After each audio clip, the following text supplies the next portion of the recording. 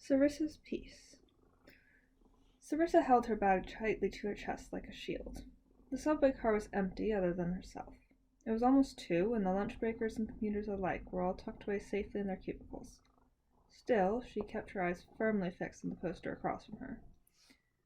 She had read it already, some stupid boy band concert, but it gave her somewhere to focus, something to concentrate on, a way to ignore them. There seemed to be more lately. Tiny flickers of black at the edge of her vision. A rat ducking between seats, perhaps, or a wrapper blowing in the fetid breeze rushing from the open window. She knew if she tried to chase them, however, there would be nothing there. Nothing to see, just the trick of her eyes. Pictures forming in the shadows like the ones they had found in the clouds as kids.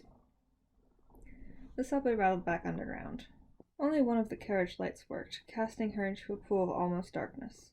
They multiplied in the gloom. Sarissa forced her gaze to focus again, rereading the words over and over as she reassured herself. They didn't exist, of course. Her eyesight had never been spectacular, it was just because her glasses were out of date. As soon as she could afford a new pair, they would disappear. Sure, she was depressed and anxious, but who wasn't these days? That didn't mean she was going crazy or anything. She wasn't seeing things. It was just the light flickering through the windows, casting odd moving shadows, and she was overreacting. Sleep would help. She scratched that last bit from her mental litany. Sleep would not help. Sleep was when the nightmares came. The train ground to a halt with a tortured squeal of ancient brakes. Sarissa sprang to her feet, pulling open the door with a grunt as a tinned voice from the ceiling floored her to, "Please stand back while the doors are opening." Why that voice got to live, even after the doors were long broken, she would never understand. After enough time in the city, though, you learn not to question these things. Air quality in the stations was always the worst. She pulled her shirt over her nose and hurried down the hall. Here and there other passengers did the same, but they all avoided acknowledging each other by unspoken rule. Up the metal staircase, some said it had moved once, but she herself had never seen it, and down 2 more halls until finally she burst out into the, comparatively, fresh air. The streets were packed as usual. Vendors covered the sidewalks and spilled out onto the road, even though it was supposed to be kept free for traffic. Nobody cared. It wasn't like anyone living in the boroughs could afford a car. Even if they could, they would never drive it here. It'd be stripped for parts and sold the instant they stepped away from it. She paused at one of the food stalls and bought herself a gyro. When the new year began, she had promised herself it would be different. She would cook at home, eat healthier, work out some, maybe take up yoga, anything to get better and calm the storm in her mind. As always, it lasted about a week before she fell back into old routines. Change was hard. If everything got better the instant you started, it would be fine. But trying to do more while still laboring under the same weight, sometimes she felt like Sisyphus trying to take up knitting. It wasn't gonna happen. At least the gyro had some few vegetables hidden in it. It's better than nothing. Reggie and Liz were sitting on the apartment steps smoking. Sarissa nodded to them as she went in. Blank stares greeted her. She sniffed the air she passed and rolled her eyes. No wonder. Her apartment was on the 6th floor. The steps creaked under her feet as she slouched up them tiredly. The stairwell curled around an empty elevator shaft. When she first moved in, she had been naive enough to ask when it would be fixed. The landlord had explained to her emotionlessly that when it dropped, 4 tenants had gone with it. It was a grave now. Fixing it would be sacrilege. She imagined the ghost watching her climb and shivered. Finally, she reached her door. The apartment was tiny. A joint living room kitchen area, a bedroom just big enough for a twin mattress, and a bathroom small enough that you had to step out into the living room to towel off properly. Decoration was sparse, but she did not care. It was a safe haven away from the world, and that was all that mattered. She pulled a plate from the stack on the counter and slid a gyro onto it. There, cooking. She tossed herself onto the couch and raised it to take a bite, and paused. A shadow was standing outside her window, blurred by the dirty panes. Another trick of the light? But no, they were usually small things, and this looked more like a person on the fire escape. The hair on her arms prickled nervously. At least the filth meant they couldn't see in any better than she could see out. The window was locked. She shoved away the quiet voice, pointing out that it would be easy enough to smash. It was probably just another tenant looking for some fresh air. She dropped her gaze and took a bite of food. When she glanced back up, tatsiki running down her chin, the shadow was gone. Still unsettled, she finished her supper with one eye on the window. The shadows stayed away, however, and even the ones she normally saw skittering in the corners of the house were silent. A peaceful evening, and yet she did not feel at peace as she finally slunk off to bed. In the morning, Sarissa got up early and headed out onto the streets. Breakfast was an apple pancake wrap from a different vendor, eaten on the go.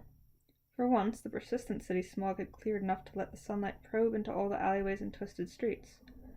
The sunlight was a gift, and for the first day in a long time, she did not see anything out of the ordinary as she walked to the work office.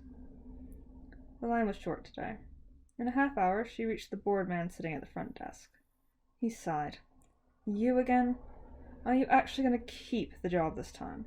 If you keep getting fired, you're going to start reflecting badly on our office, you know. Sarissa winced and nodded in what she hoped was a convincing manner. She always tried her hardest to make the jobs work, even though they were low-paying menial gigs. Things just went wrong. At the gardens, she had spent 2 days planting flowers, only to have all of them turn grey and die.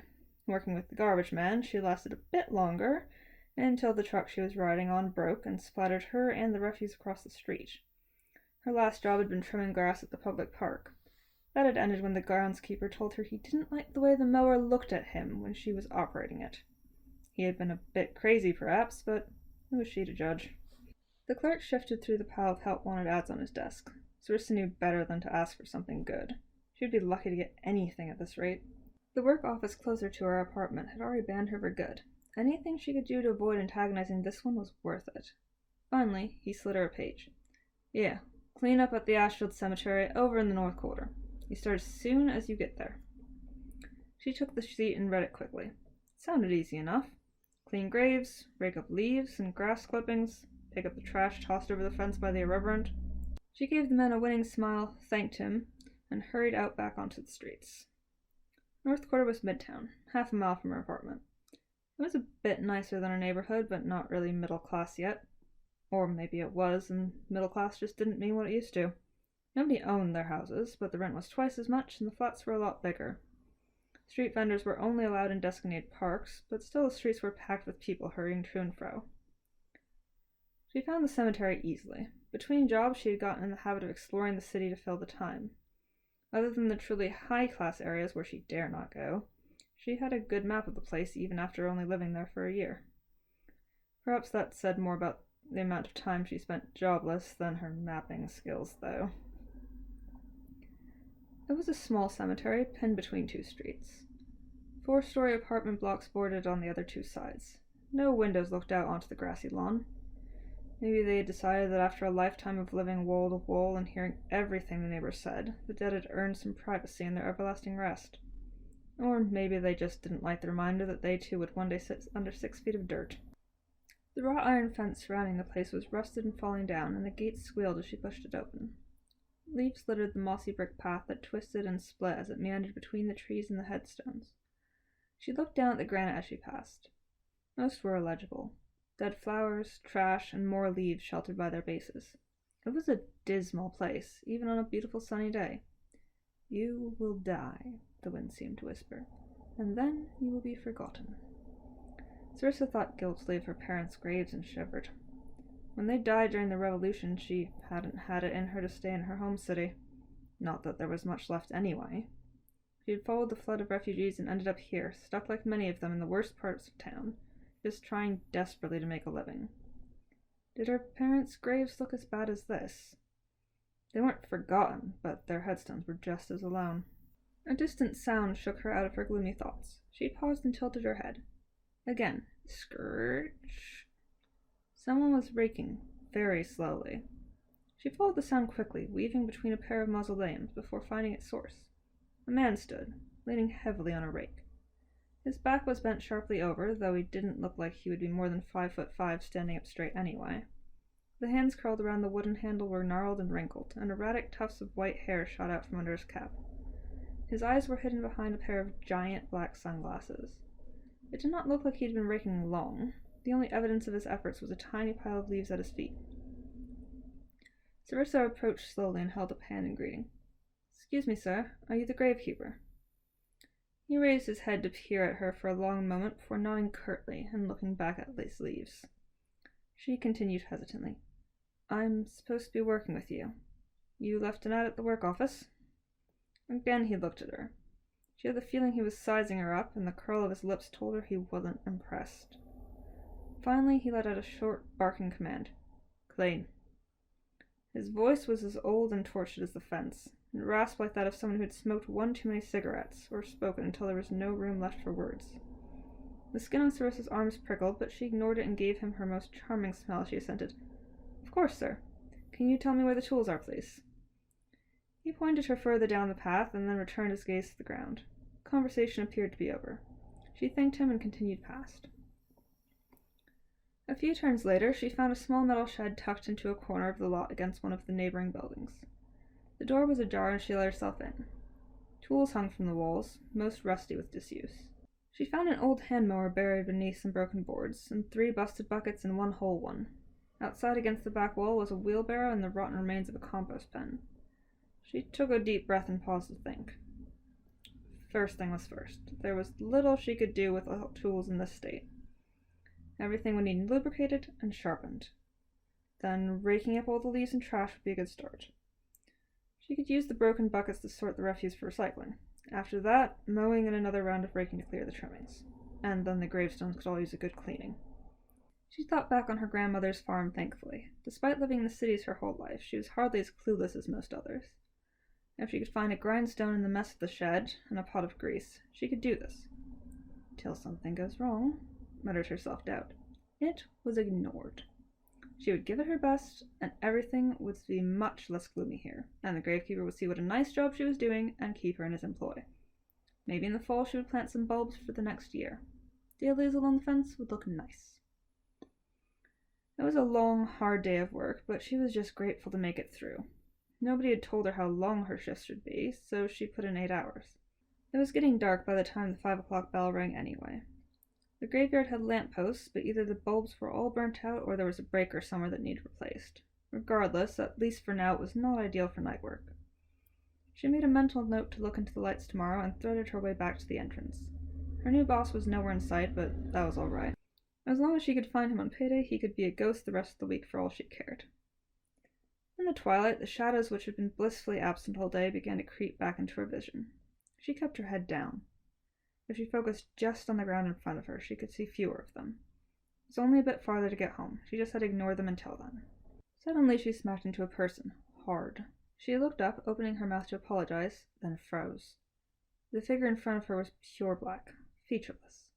Nothing more than a shadow cut out and given life. It tilted its head to the side and looked her up and down. She screamed. People in the street stopped to look at her, but she didn't care. Her legs snapped into motion and she ducked around the figure, running like mad down the sidewalk. Was it chasing her? She dared not look back to check. Knowledge wouldn't help her run faster. Focus would. Moving between the people quickly would. Getting her key ready as she raced up the stairs would. The door slammed shut behind her and she quickly locked and latched it before throwing herself on the couch. Her breath came in sharp heaves. Running after working all day was too much. Her stomach growled, but there was no way she was going back outside to grab something from a vendor. A cabinet should have some stale cereal in it. That would have to do. Her mind was already starting to doubt what she had seen. It was probably just a person, cast into odd shadows by the pattern of the streetlights. Nobody else had seen it. Must have just been in her mind. She grimaced. That didn't help, of course. That just meant she was going crazy. She didn't have the money to go crazy. She needed to work. No, it was just exhaustion messing with her eyes. It was nothing. Her stomach grumbled again and she sat up, walking to the little kitchenette and pouring herself a bowl of cereal. She mixed up some milk from powder and water and poured it on. The stuff never tasted like real milk, but she never drank real milk fast enough to keep it from spoiling. It was better than dry cereal, at least. She turned back to the couch and almost dropped her bowl. It was there. The shadow was right out on the fire escape, just outside the window. It knew where she lived. Her hand shook and she quickly set the bowl on the counter before it spilled. The shadow was still and silent. Could she escape? Where? They could follow her anywhere. If she stayed, it was at least outside and she was in. She shook in fear, waiting for the inevitable shattering of glass, the hands reaching through, grasping for her and tearing her out of her safe hiding hole. It didn't come. Instead she blinked, and the shadow was gone. It was just her mind playing tricks. She had to believe that. Just a long day at work causing her overactive imagination to work a bit too hard. Rest would help. If she could sleep. She wasn't going crazy. The next day it was pouring. The sky was dark and stormy. Vast clouds roiled above the needles of the city's skyscrapers. Here and there they dipped low, catching their stomachs in the spires and splintering into a misty fog. At least there was no wind, a small blessing. Raindrops fell flat onto the hood of Sarissa's raincoat and slid off onto the ground. Her legs got a bit wet, but her face stayed dry. Back home, before everything, she had loved the rain. Even when she hit adulthood, she had never stopped jumping in the puddles. Her brothers had hated it. She never particularly paid attention to their proximity, and more often than not, they were well within the splash zone. Things were different now. She skirted carefully around the puddles, reminded not of the childhood fun, but of avoiding other puddles. Dark, oily ones that would eat away at your clothes and then keep going deep into your skin. Subways rattled by on their raised tracks above her, and she glanced up enviously. Funds would be tight until her first payday, but she had almost bought a ticket this morning regardless. Shadows lurked in the corner of her vision, the dim glow of the street lights not bright enough to fight against them and the rain both. They were all small, though. It was almost comforting seeing them. Seeing nothing would be better, but at least they were less intimidating than the big one had been. Every once in a while she cast a glance nervously behind her, but the only figures she saw were clearly normal humans. When she reached the graveyard, there was no sign of the gravekeeper. Perhaps he was hiding from the rain at home? She got to work anyway. With the rain, it was the perfect day to try cleaning the headstones. It had already pre-wet them for her, and when she was done scrubbing, it would wash them clean. After a bit of rummaging, she dug out an old tin of powdered soap and a scrub brush. The good bucket would still hold water. Off she went, stone by stone, scraping off the lichen and moss and the oily residue left by the smog. When she finished each, she read the now legible name on it quietly and added, "Rest in peace." Maybe if she remembered these dead, someone would do the same for her own, far away. It was oddly peaceful work. The rhythm of the brush meshed with that of the rain, blurring into a calming white noise. The quick prayer over each stone became a ritual, each name filling her with a quiet sense of hope. Her mind relaxed into its task, and the hours passed quickly. In the early afternoon, she finally spotted her boss. She opened her mouth to call out a greeting, and then snapped it shut sharply when her eyes processed the scene. He was leaning on his broom, chatting with someone. With a shadow. A big one, a person-shaped one. The same one who had followed her home? She crouched, trembling, behind a headstone to watch. The shadow had no face to read, but her boss was smiling like he was talking to an old friend. From this distance she couldn't hear any of their words. If the shadow was even speaking, that was. Could it speak with no mouth? Curiosity was well outweighed by fear, and she stayed put. The conversation only lasted another couple of minutes before the two shook hands and the shadow walked off along one of the paths. She stayed hidden. Nobody else had ever acknowledged the shadows, yet he had been casually hanging out with one. She couldn't ask him about it, though. Clearly he was on their side. Was he the reason the shadow had followed her home? She peered around the headstone again, but he was already gone as well. She considered her options. Of course she could quit and run. The big shadow had appeared first before she got the job, though, and the little ones had been around longer. Maybe he was involved with them, but they exist on their own anyways. There was also the question of money. If she left, she wouldn't make rent this month. A thought struck her. Even though her walk had been crowded with little shadows, she hadn't noticed a single one since passing through the rest of the cemetery gate. Were they also scared of the big one? Did that mean she should be even more scared of it? She groaned and forced herself back to her feet. The facts of the matter were simple. She was a bit crazy, so was her boss. It didn't make a difference since she needed a place to sleep and food to eat. Only getting back to work would give that to her. The peaceful calm was gone, however, as she pulled the brush over the stone she had hidden behind. Instead, her gaze flickered around her skittishly, looking for any sign of the shadow. It did not return. The rest of her shift was thankfully uneventful. As she returned her bucket to the shed, she noticed a flash of color. Someone had left a bouquet on one of the rusted shelves. The smell of carnations mixed with that of oil and dirt. She slowly picked up the bundle. It had no note, just a sky-blue ribbon holding the stems together. Was it supposed to be for her? From her boss?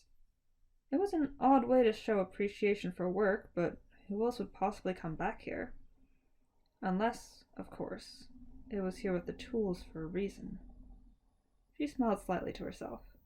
Either it was, or it was supposed to be hers and she could do whatever she wanted with it. Untying the ribbon carefully, she walked briskly among the nearby graves and left one flower each at the base of their stones.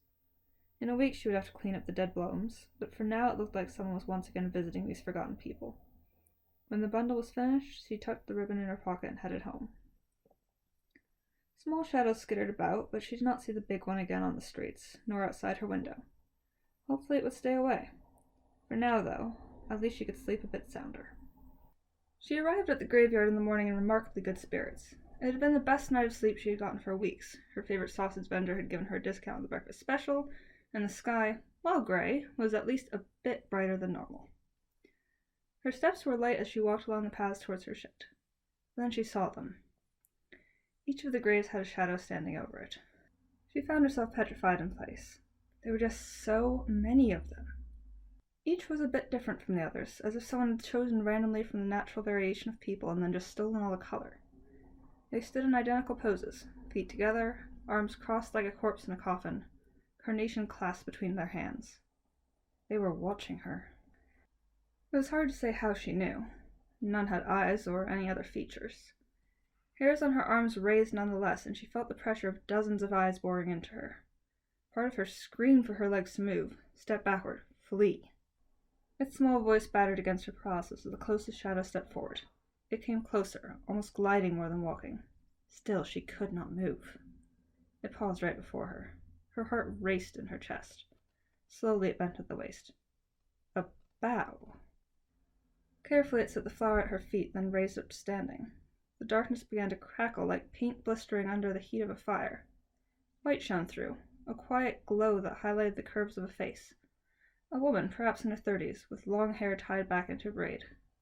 She was smiling, but tears hovered in the corners of her eyes. And then she was gone. Sarissa blinked the afterimages away. Already another was approaching, completing the same ritual before vanishing into nothing. The fear freezing her heart thawed. She stayed still regardless, letting the line advance as ghost after ghost broke free from the darkness before disappearing. Soon only one was left. It had been hanging back, and now she saw why. Unlike the others, it carried no flower and held its hands simply at its sides. Sarissa stepped back nervously as it approached. It paused as she did and held out both hands in a sign of peace.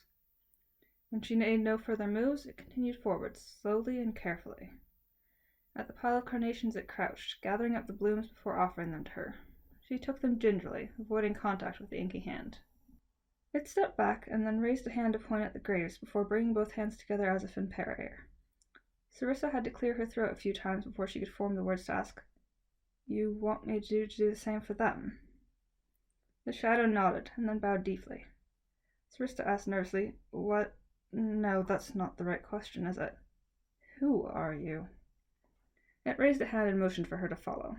After a brief hesitation, she did. They twisted along the path until they reached a cluster of headstones at the base of a tall oak tree. She had not made it to this corner of the cemetery yet in her cleaning, and the stones were coated in lichen and dead leaves. The shadow pointed at one in the center. The words were just barely legible through the grime. Major Charles Edinburgh? The shadow nodded. She scanned the other stones, mouthing the name silently. "And this is your family?" It nodded again. "Do you want me to start with you?" It shook its head vehemently and swept an arm out to gesture at their surroundings. She bit her lip as she tried to piece together its meaning and then guessed, "You want me to get all the others first." A nod. Tension eased out of its shoulders. She took a deep breath and then nodded slowly in return. "All right. But we're gonna need a lot more flowers, and it will take some time to get everyone. Can you make sure I don't miss any hidden stones?" I nodded again and offered her a hand. She shook it. "Well, then I guess we best get started."